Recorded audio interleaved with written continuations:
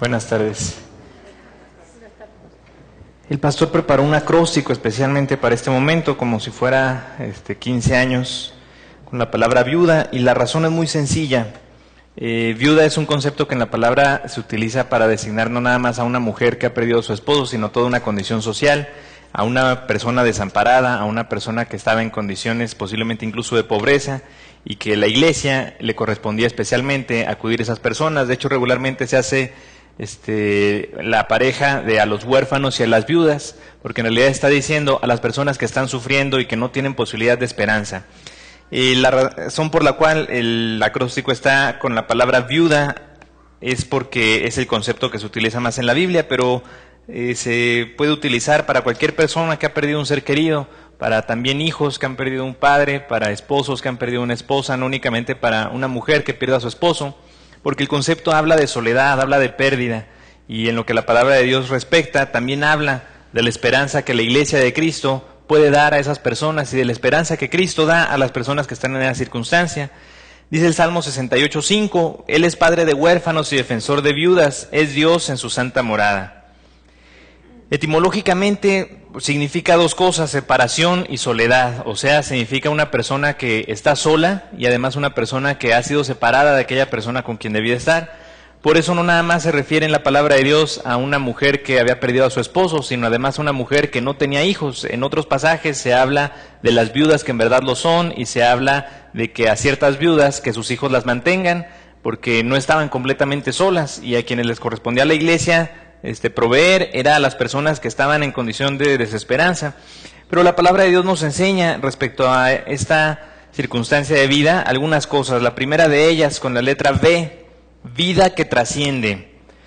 Por definición, una persona que ha sufrido la muerte de un ser querido es un sobreviviente, es decir, le sobrevivimos a aquellos que murieron. Se fueron al cielo, están con el Señor, pasaron a la siguiente etapa de la existencia, pero nosotros aquí nos quedamos. Así que una persona que experimenta la viudez, por definición, es un sobreviviente. Podemos preguntar por qué Dios se tenía que llevar a esa persona, por qué me dejó a mí, pero también podemos preguntar, ¿para qué me dejó a mí? ¿Qué planes tenía conmigo? Si se suponía que debíamos de estar juntos, ¿por qué nos tuvimos que separar? Tal vez Dios todavía tiene algo que hacer conmigo. La palabra dice, Jehová asolará la casa de los soberbios, pero afirmará la heredad de la viuda. En Proverbios 15:25, hermano, hermana, aún tienes vida que cumplir y aún tienes una misión que cumplir. No se acaba la vida cuando se nos van los seres queridos, todavía hay cosas que hacer, y justamente la razón es muy sencilla, Dios nos dejó aquí, Dios no nos llevó a nosotros todavía. Yo tuve un compañero no compañero del seminario, un amigo que conocí, su nombre era Zach. Él había estado en Irak, todo su batallón murió en unos bombazos, él fue el único sobreviviente. Una bomba estalló a menos de 2 metros de donde él estaba y sobrevivió. Casi todos sus compañeros murieron con esa primera bomba, pero por los escombros o no sé, él quedó protegido y no se murió y sobrevivió. Regresó a Estados Unidos y yo lo conocí más o menos 1 año y medio después de que había regresado, porque a los dos nos gustaba pintar. Y tenía otro compañero que había sido misionero en África, que también pintaba ahí con nosotros. Teníamos otros compañeros con los que tenía una zarza, y todos le predicábamos a este muchacho Zach, pero él nunca agarró la onda, hasta que finalmente yo regresé aquí a México, y cuando regresé a San Antonio, vine de vacaciones, y cuando regresé me lo encontré en un concierto de música cristiana, y me abrazó y traía una camiseta de una iglesia, y me contó que la última vez que habíamos platicado, días antes de haberme regresado yo a México, él decidió que iba a hablar con Dios y me dijo una cosa: Dios me dejó vivo, y como tú muchas veces me dijiste, no es ya gratis que yo esté vivo, yo debería estar muerto. Tenía la mitad de su cuerpo completamente quemado, tenía varios huesos de metal, de hecho a veces las articulaciones de la cadera se le zafaban y era un problema para él, pero Dios lo dejó vivo por una razón, y finalmente fue eso lo que le hizo acercarse al Señor, que reconoció que todavía había cosas que hacer, que, un héroe de guerra, una persona que sufre así, ya tiene la vida resuelta en Estados Unidos, nunca va a tener que volver a trabajar, le pagan la universidad hasta donde él quiere estudiar, o sea, puede alcanzar hasta el doctorado que él quiera, pero no tiene que trabajar porque tiene una pensión extraordinaria. O sea, como quien dice, perdió propósito, ¿para qué trabajo? ¿Para qué estudio? pero Dios todavía tenía planes para él. Hermanos, la vida, una persona viuda es una vida que trasciende, que Dios tiene planes y que Dios tiene cosas que hacer por medio de él y de ella. Además, con la letra I, inspiración de vida. Por experiencia, por las circunstancias que ha pasado, una persona que experimenta la viudez puede ser un ejemplo de heroísmo. El simple hecho de perder a un ser querido ya es bastante difícil de lograr, y el mantenerse en pie, el encontrarse con Jesucristo, puede ser un ejemplo tremendo para otras personas, y Dios lo puede utilizar, y seguramente lo quiere utilizar, porque esa clase de conocimiento no es teórico, es vivencial, es algo que experimentan las personas que han sufrido esta experiencia, y que por lo tanto no tuvieron que aprender en estudios, en libros, sino que lo vivieron, y su ejemplo, su enseñanza, Dios puede utilizarla grandemente. La palabra de Dios nos dice en Lucas 21:3, y dijo, en verdad os digo que esta viuda pobre echó más que todos. Se refiere a aquella ocasión en que estaban en el templo y varias personas fueron a dar las ofrendas, y algunos fariseos daban ostentosamente, es decir, no nada más daban su ofrenda, sino que además agarraban del costal y lo iban echando así para que fuera sonando en el alfolí y todo el mundo se diera cuenta de cuánto estaban dando, y esta viuda casi a escondidas echó muy poco dinero, pero era todo el sustento que tenía. Y entonces Dios ordenó que de esas ofrendas, Jesús ordenó que de esas ofrendas le dieran a ella para su sostenimiento, porque Dios provee de esta manera, pero además ella fue un ejemplo tremendo para las personas de alrededor. La elección es sencilla. Podemos escoger ser un objeto de conmiseración o ser un ejemplo de entrega y de fe. Desgraciadamente, algunas personas que experimentan alguna desgracia en la vida, en ocasiones lo utilizan como una manera de buscar que otros tengan lástima, como una manera de buscar que otros hagan cosas, de controlar. En ocasiones es simplemente que no saben cómo superar la situación, y no es que estén buscando la conmiseración, sino que simplemente no saben cómo vivir de otra manera. Hay personas que incluso llegan a hacerse dependientes de la conmiseración y vuelven a traer al recuerdo desgracias del pasado para sentir otra vez ese apoyo. Pero el Señor nos enseña que podemos superarlo y no olvidarlo, no necesariamente dejar de sentir el dolor, pero sí podemos convertirlo en algo que sea útil para otras personas. Así que podemos elegir ser objeto de conmiseración o convertirnos en un ejemplo de entrega y de fe. Hermano, hermana, sea un ejemplo de entrega. Con la letra U de la palabra viuda, utilidad de vida. Por la gracia de Dios es que personas que experimentan esta experiencia tienen algo que compartir. Si se tiene a Dios, jamás podemos decir que no tenemos algo que compartir, porque tenemos a Cristo, al Salvador del mundo, que justamente nos tiene aquí en esta tierra para que sigamos compartiendo su mensaje. Dice Primera de Reyes 17:9, levántate, vete a Sarepta de Sidón y mora allí, he aquí yo he dado orden allí a una mujer viuda que te sustente. Elías, Dios le dijo que fuera a esta región, que no era del pueblo de Dios. Jesús mismo, en una ocasión, hablando con las personas de su pueblo, les dijo que no había viudas en Jerusalén, pero Elías fue mandado a Sarepta, a la región de los fenicios, que no son el pueblo de Dios, y Dios bendijo a esa casa que no era del pueblo, porque Dios así lo escogió, en lugar de bendecir a las viudas de Jerusalén.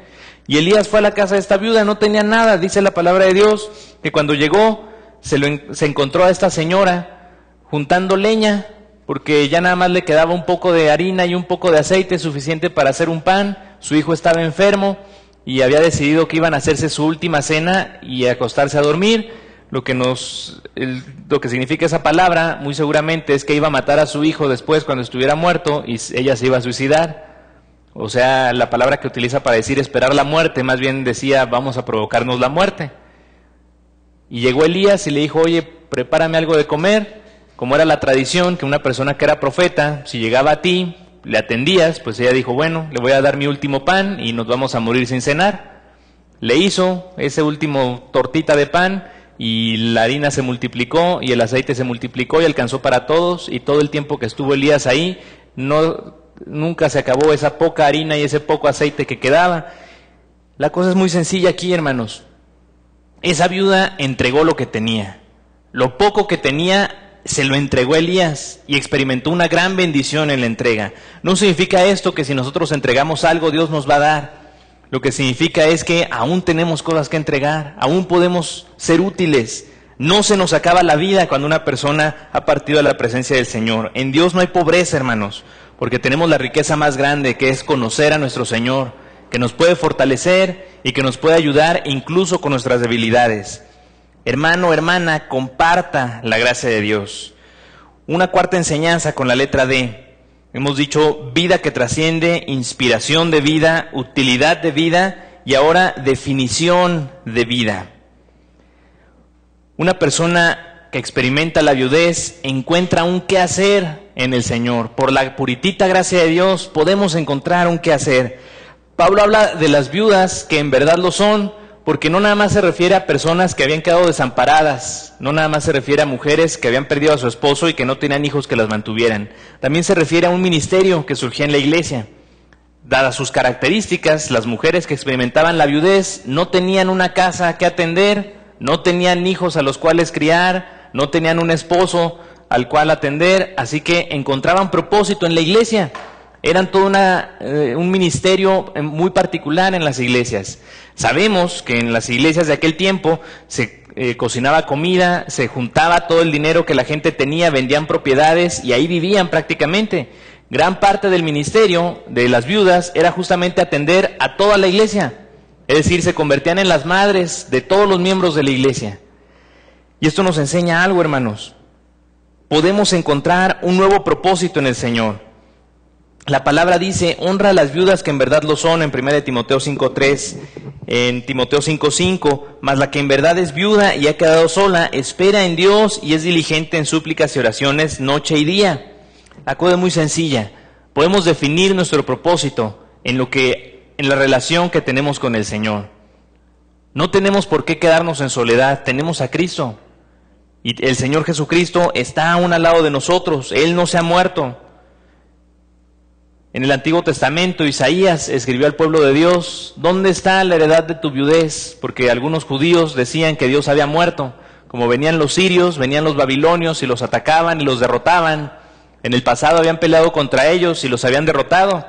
Cuenta la historia que en una ocasión el rey de Siria vino a sitiar Jerusalén, en aquel pasaje en donde se nos cuenta que unos leprosos estaban en la ciudad y llegaron al campamento en solitario.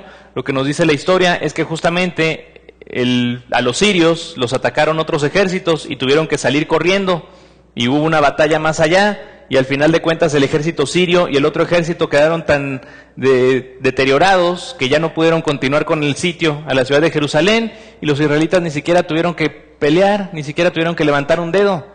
Pero ahora, en el tiempo de Isaías, ya no estaba pasando eso. Venían los sirios, venían los babilonios, venían los persas y los atacaban y les quitaban sus tierras y cada vez tenían menos territorio y cada vez había menos gente. Entonces algunos judíos decían, Dios se murió.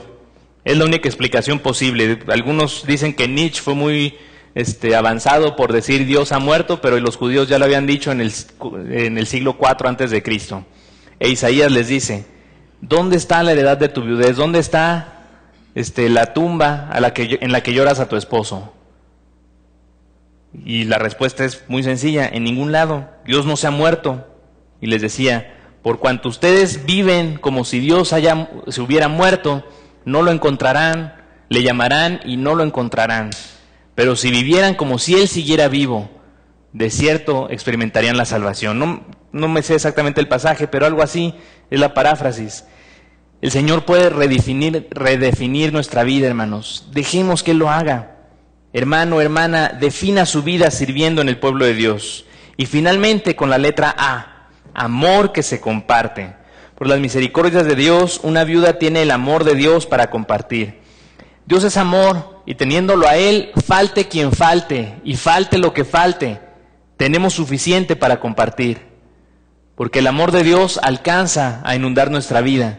Y alcanza a darnos perdón, y alcanza para darnos esperanza, aún en las circunstancias más difíciles. La palabra exalta el amor y la preocupación de Dios por las viudas, dice en Jeremías 49:11, deja a tus huérfanos, yo los crearé, y en mí confiarán tus viudas. Dios hablando a su pueblo. Padre de huérfanos y defensor de viudas es Dios en su santa morada, Salmo 68:5, que ya leímos. Aprended a hacer el bien, buscad el juicio, restituid al agraviado, hacer justicia al huérfano, amparad a la viuda, en Isaías 1:17. Ese pasaje de Isaías es extraordinario. Comienza diciendo le dice al pueblo de Israel: príncipes de Sodoma y de Gomorra, ¿por qué hollan mis atrios? ¿Por qué vienen y pisotean mi templo? Cuando vienen a mis atrios no les pido nada, no quiero ni sus ofrendas, ni sus inciensos, ni los dones que me dan. Sus lunas nuevas, días de reposo y fiestas solemnes me dan asco, le dice al pueblo de Dios. Y les dice: solo quiero que sean buenos, que restituyan al agraviado. Aprended a hacer el bien, buscad el juicio, haced justicia al huérfano, amparad a la viuda, porque eso es lo que el Señor pide. Esa es la verdadera religión, dice ese pasaje. No los rituales, no las prácticas religiosas.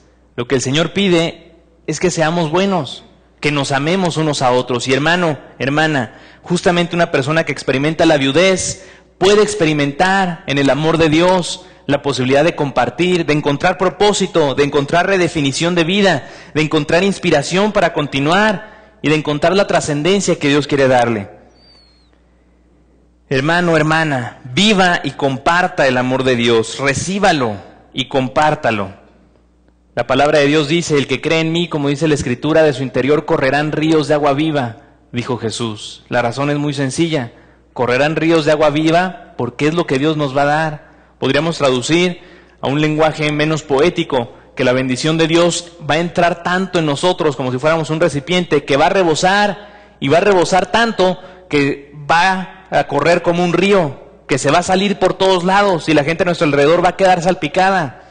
No sé si les ha pasado que dejan un traste para que se llene, o dejan el lavabo para que se llene, está tapado, se les olvida y cuando regresan está todo inundado. Esa es la figura que está diciendo aquí el Señor. La bendición de Dios, el amor de Dios, te va a inundar tanto que va a rebosar. Cuando una persona se nos va, cuando nos sentimos que estamos vacíos, somos un receptáculo perfecto para experimentar el amor de Dios, porque justamente el sentirnos que algo nos falta nos da espacio para ser llenados por el amor de Dios y nos da espacio para experimentarlo aún más. Por eso, hermanos, podemos decir que ser viuda no es ser víctima, es ser sobreviviente, es ser heroína, héroe, instrumento útil, ministerio fructífero y servicio de amor. Hermano, hermana viuda, escoja vivir de acuerdo a la definición bíblica de la palabra de viuda. Vivamos a plenitud, hermanos. Vamos a orar. Padre Santo, te damos gracias, Señor, por la palabra que nos presentas, Señor, y gracias por la bendición que nos das. Gracias, Padre Santo, porque podemos entender que en ti no hay circunstancia difícil que nos pueda destruir o quitar nuestro propósito, Señor. Tú tienes planes para nosotros, Señor, y sabemos que los vas a cumplir a pesar de los dolores, a pesar de las circunstancias difíciles, Señor. Llénanos de tu amor, llénanos de tu gracia cada día, Padre Santo. Te lo pedimos en el bendito nombre de Jesucristo. Amén.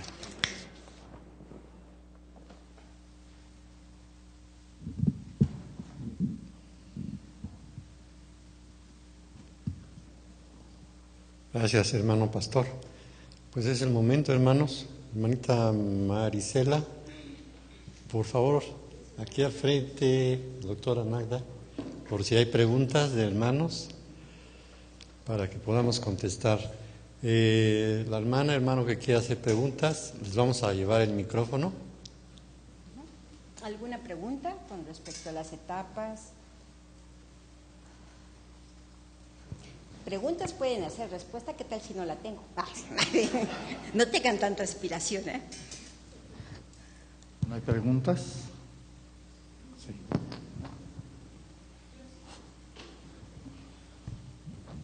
Sí, gracias.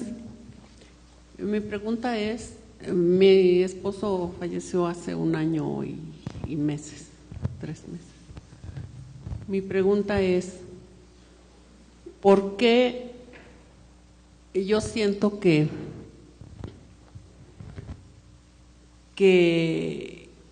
no es justo, que él, ¿por qué se fue? ¿Por qué me dejó?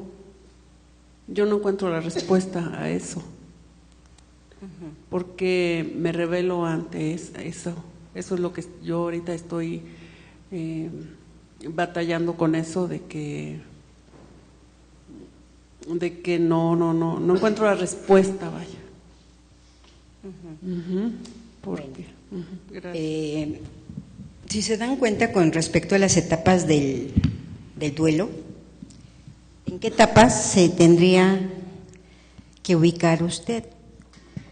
Estamos en negación, en enojo, en regateo, en depresión. Primero tendría que ubicarse directamente qué está sintiendo, y en este momento dice es enojo, ¿cierto?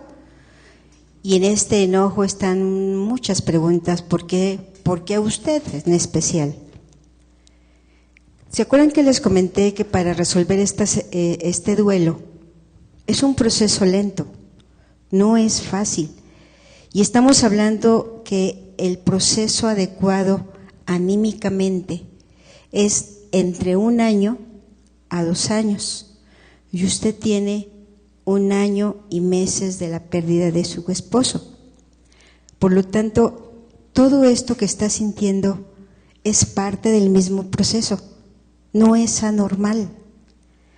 Cuando usted llegue a la última etapa, que es la aceptación, es lo que nos decía el pastor. Cuando empiezan a crearse nuevos proyectos, cuando le da el significado, ahora bueno, no está, pero yo puedo hacer otras cosas para mí, para mi vida, para los míos, para Dios mismo, para la iglesia, para mis vecinos, para mi comunidad. Empiezo a darle un significado a tener ese tiempo incluso libre, y lo empiezo a aprovechar para otras cosas. Por lo tanto, sí hay muchas preguntas, y generalmente hay preguntas sin respuestas en esta etapa de duelo, pero saber que eso que siente es incluso, aunque suene raro, normal, cuando se ha perdido alguien tan querido en la vida. Si quiere otra respuesta espiritual, hermana. Hermanita, ¿quieres otra respuesta? ¿Sí? Bueno, como dijo la hermana, hay preguntas que se quedan sin respuesta. Algunas personas dicen que no hay que preguntarle a Dios por qué pasan las cosas, hay que preguntarle para qué, pero la palabra de Dios nos enseña lo contrario. David le preguntó, ¿por qué me has abandonado? El pueblo hebreo preguntaba cada rato, ¿por qué está pasando esto? Y Dios nunca se los reprochó, pero ciertamente en ocasiones no les dio respuesta. Tal vez porque la respuesta más sencilla al respecto es, pues porque Dios es soberano, y Dios hace las cosas cuando Él decide que deben de hacerse, y permite que ciertas cosas pasen, que a veces nos causan dolor, pero no lo hace para lastimarnos, no lo hace para dañarnos, no lo hace a veces tampoco para enseñarnos algo, lo hace porque su plan es así. En una ocasión una persona que perdió a su hijo justamente preguntaba eso, y alguien le respondió, pues porque Dios ya lo extrañaba, ya lo quería tener en su presencia. Es una respuesta muy poética, pero que nos ayuda a entender que Dios hace las cosas por su designio, por su deseo, pero eso no necesariamente significa que Dios hace, más bien eso no significa que Dios hace cosas para lastimarnos, sino que Dios hace las cosas que hace porque es su voluntad, y su voluntad puede ayudarnos a salir adelante, puede ayudarnos a seguir adelante. Si el Señor se llevó a su esposo, seguramente también tiene cosas para usted, seguramente también tiene algo que le ayudará a ser consolada. No la va a dejar en la tristeza nada más, porque Dios no hace cosas que nos hagan daño nada más. Así con el dolor también vendrá la aceptación, la consolación, la alegría finalmente. Así que puede confiar en Dios de que el dolor terminará por acabarse, porque el Señor tiene cosas grandes preparadas para nosotros. Gracias, pastor. ¿Alguien más? Anita. Bueno, yo no soy viuda, pero hace 6 años perdí a mi hija, y yo no entiendo el porqué de mi esposo se quedó en la negación total. Sí, dicen que algo más doloroso, incluso que la viudez, es la pérdida de un hijo. O sea, no hay nombre o número para ponerle una calificación. Cuando el dolor es tan extremo y cuando no hay una relación directamente con Dios, que es el único que nos va a permitir tener una resiliencia para poder enfrentar este evento tan difícil, pues la persona queda prácticamente en el pozo. O sea, ¿de dónde va a tomar un mensaje de esperanza? ¿De dónde va a tomarse para seguir adelante si no es de la mano de Dios? Y justamente él se queda en la etapa de negación, conjuntamente con todo el enojo, con toda la frustración, y no quiere salir de ahí.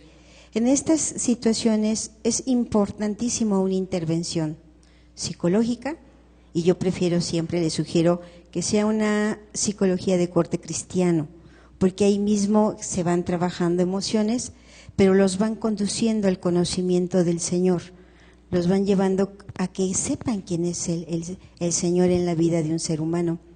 Y para cualquier terapia, no importa, de verdad, o sea, todas las personas que nos dedicamos a esto, sabemos que las personas que tienen una fe en el Señor salen mucho más rápido, adelante mucho más rápido, que los que se niegan a quererlo conocer. Porque entonces todo lo que se tienen que enfrentar con sus herramientas. Y si desgraciadamente no las tienen, pues se van a tardar más todavía en salir adelante. Entonces, ¿qué les sugiero? Un apoyo terapéutico, un consejo pastoral, un consejo una consejería, un acercamiento con Dios. Y en este caso sí necesitaría la valoración clínica, porque hay veces que se entran a un estado depresivo y ya no es una depresión que es causada por la misma pérdida, sino queda como si fuera ya su forma de vivir. Y sí se necesita de una intervención profesional.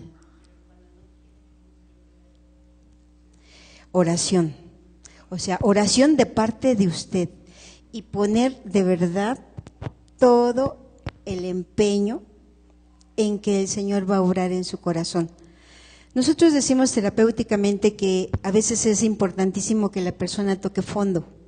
El tocar fondo significa quedarse a veces hasta sin nadie, porque cuando ellos están en una frustración, están viviendo una vida con mucha amargura, y al tener mucha amargura resulta que no van a crear relaciones interpersonales sanas, sino al contrario, van a ser relaciones que van a traer mucho más conflictos, se van a tener peleando con todo el mundo, nadie les va a querer hablar. Y justamente cuando experimentan esa soledad, es cuando tocan fondo, cuando ya no soportan más el dolor y dicen, ahora sí, ¿de dónde me tomo? Y es justamente cuando la oración se da respuesta de oración y decir, bueno, yo te digo dónde y cómo tomar y de quién mano te tomas, ¿no? Pero sí. Gracias, hermana. ¿Otra pregunta por allá? Buenas tardes. Yo tengo 7 años de viuda y yo creo que yo ya lo superé porque me acerqué mucho a Dios. A mí mi problema es que siento que no puedo dejar a mis hijas. Siento que estoy ocupando el lugar de Él y me cuesta trabajo y a veces ya hasta me pesa. Tengo adultas, 32, 31 y 23, no viven conmigo, pero a veces quiero cubrir el hueco del papá, ayudándoles con el trabajo, y como que ellas tampoco me quieren dejar.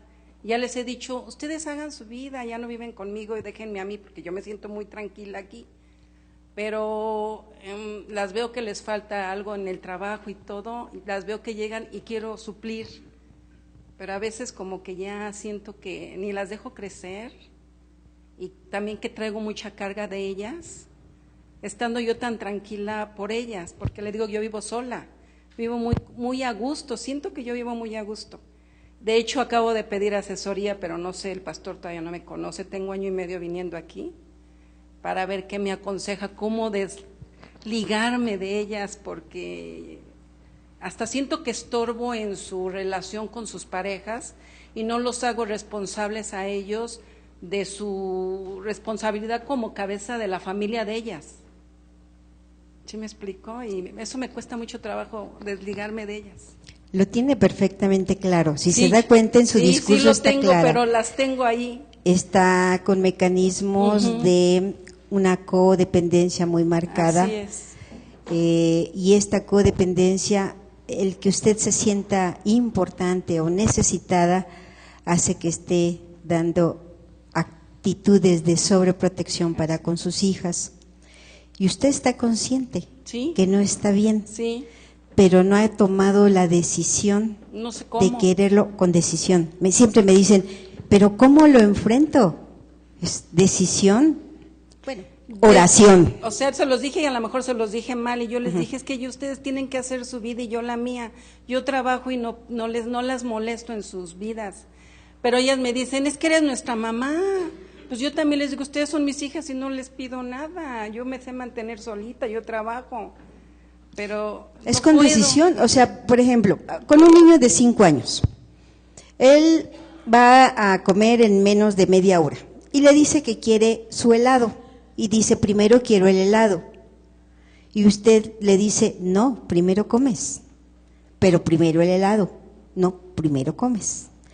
Si ganó el niño de la insistencia y le dio el helado a sabiendas que ya no va a comer, diríamos que la que está teniendo una estrategia inadecuada es la mamá, porque no se ha logrado mantener en constancia y con firmeza. Sí, yo lo sé. Y es justamente lo que está haciendo usted. Cuando a veces les digo a los papás, ¿creen que realmente los hijos van a tomar un estado de madurez y van a decir, ah, sí, ya me di cuenta, de acuerdo a mi estado madurativo puedo decir que esto que estás haciendo son factores para que yo dependa de ti y entonces yo no logre mi autonomía? Obvio no. Es más fácil ser autónomo, es más fácil depender de alguien porque le soluciona el otro. El otro soluciona todos sus conflictos.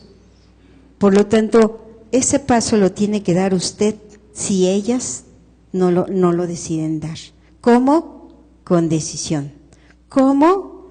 Con guía del Señor. ¿Cómo? Con entereza, valor. No sé si responde su pregunta. Gracias, Sí, hermano. Dios los bendiga, La hermano. última pregunta. Pues yo tengo el problema de que tengo 5 meses que mi esposo falleció y la verdad estoy 5 meses y yo lloro y lloro, pero da la casualidad que cuando yo me quedo sola yo lloro así desesperada, ¿no? Pero cuando a mí mis hijas me ven yo luego, ¿qué pasó? ¿Estás llorando? No, no tengo nada. No tengo nada. Y ya. O sea, no trato de sacar así. Tengo un nieto de 5 años. Y el otro me vio y dice, abuelita, ¿estás triste? Le digo, no tengo nada. Pero sí hay momentos que digo, hoy no veo, no sé, no le encuentro sentido a la vida y lloro y a veces me rebelo y digo, ay, pero ¿por qué? ¿Por qué me pasó a mí? Y luego a veces digo yo, ¿por qué me dejaste sola? Me dejaste todo el problema. Y tengo una madre soltera y un hijo en la prepa y como que me siento así, no sé ni para dónde correr, porque sí es desesperante. No puedo llorar delante de mis hijas porque pues no quiero que ellas lloran mucho, pero cuando ellas lloran me dicen, ¿cómo estás tú? No, bien, no me siento bien, estoy tranquila, pero es una desesperación para mí que hay momentos en que quiero salir corriendo, no le encuentro, no me encuentro mi situación, a veces me hago como que no es realidad, como que fue un sueño, no lo quiero aceptar, no puedo. Retomamos las 5 etapas: negación, enojo, regateo, depresión. ¿En cuál se ubicaría usted? Ay, pues, en el enojo. En el enojo y la negación. Sí. ¿Sí se da cuenta? Sí. Y negación incluso de tocar sus propias emociones, porque está usted negada a quererlas tocar. Mientras no las toque, no las va a poder dejar atrás. ¿Qué tiene que hacer? O sea, ¿por qué las personas le tenemos tanto miedo al dolor? Vemos a una persona llorando y lo primero que llegamos es abrazarle y decir, ya, no llores, no llores. ¿Por qué no lo acompañan? ¿Por qué no dicen, qué te está produciendo el llanto? ¿En qué te puedo ayudar? ¿Por qué no permiten que lloren? Si ven a una persona que se ríe, le cuentan hasta otro chiste. La emoción de la risa es válida. Pero ¿por qué cuando una persona llora lo ven como inadecuado? Si al fin de cuentas también es una emoción, al fin de cuentas también somos seres humanos y pasamos por todo eso. Dese la oportunidad, incluso, de ser tan valiente de decirles, lloro porque siento un gran dolor dentro de mi corazón. porque la ausencia de su padre merma mi vida, porque lo extraño, porque a su nieto le va a enseñar a encarar la vida a través de sus emociones y va a saber que llorar no significa perder, va a saber que llorar no significa que es una persona que no va a poder hacer nada con su vida, sino es una persona sensible, sensitiva, que va a tocar sus emociones para poderlas enfrentar.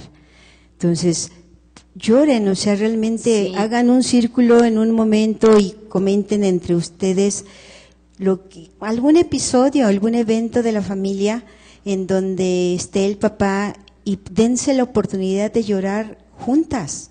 Sí, porque de hecho yo cuando veo que mis hijas lloran, yo no lloro. O sea, yo me quiero hacer fuerte, me trato de hacerme fuerte. Y a veces la verdad les digo, yo no soy tan fuerte. Ay, mamá, es que eres muy fuerte. No soy tan fuerte como parezco, hijas. A veces me desmorono, pero que no me vean. No permito que ellas me dense vean. la oportunidad de, Sí. de vivir este evento juntas. Ah, bueno, No tiene usted la responsabilidad de ser la fuerte.